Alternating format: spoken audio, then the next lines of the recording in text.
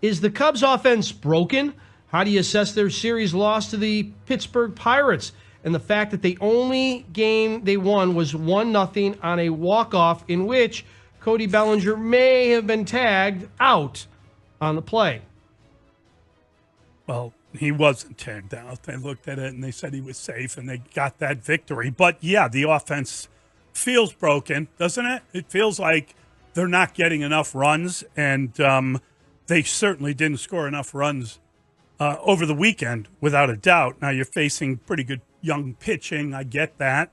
Nonetheless, I would assess the series loss to Pittsburgh as a bad series loss. They needed to at least split once they suffered the 2 losses, and it was a disappointment.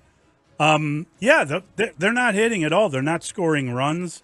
Shota pitched very well, and they won that game, and that's a really important element of it. But I just think that when you have a couple guys out, it's almost like they've hit some weird tipping point where they're missing just 1 or 2 guys too many, and they're not able to manufacture runs, and they're not able to hit for power, and so you didn't see any runs. That's now an entire series that was a failure from an offensive standpoint. Not good.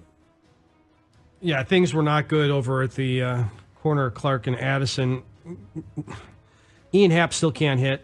He got the home run, but other than that, he has done nothing. Yeah. Miles Mastroboni can't hit. He was playing a pretty good shortstop until he wasn't yesterday with that throw. That was awful, and I think that's might be what's happening, but we'll get to that in a minute.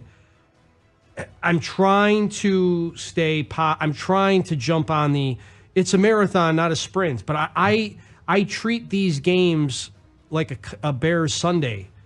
Like every one of them matter, because at the end of the day, they do. When you miss a postseason berth by a game or two, there's some of these games that you're going to, okay, like what I expected to happen on Friday happened on Friday. But I expected Saturday to be a whole lot easier, and it wasn't. And Sunday could have went either way, and Thursday could have went either way, really, even though Justin Steele gave up the 2 home runs again, and he's given up 5 to the Pirates. So you got to wait and see what it's like when Nico Horner and Dansby Swanson are back. That's what you got to hope, and you got to hope that maybe Ian Happ gets another 2-day break with one today and one coming up, and maybe that recharges him. But obviously it looked good for a moment until it didn't.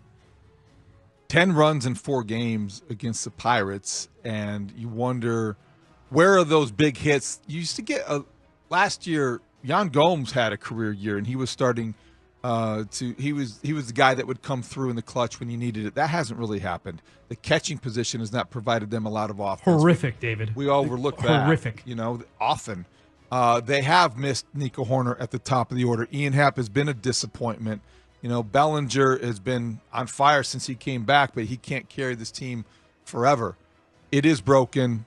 The approach, I don't know if it's about the approach or just the execution, but also, you never like to do this because we're hyper-focused on the Cubs, but that Pirates rotation over the weekend, Jared Jones, Paul Skeens, and then Bailey Falter, and yesterday Mitch Keller, this is a pretty good rotation that came into town and shut down the Cubs. That's the bad news, because those guys are going to get better, though, especially the first 2 or 3. You look at Jones, you look at Skeens, that's going to be a lethal 1-2 combination moving forward. So the Cubs have some work to do. They need to shake things up, perhaps. They need to get some people healthy.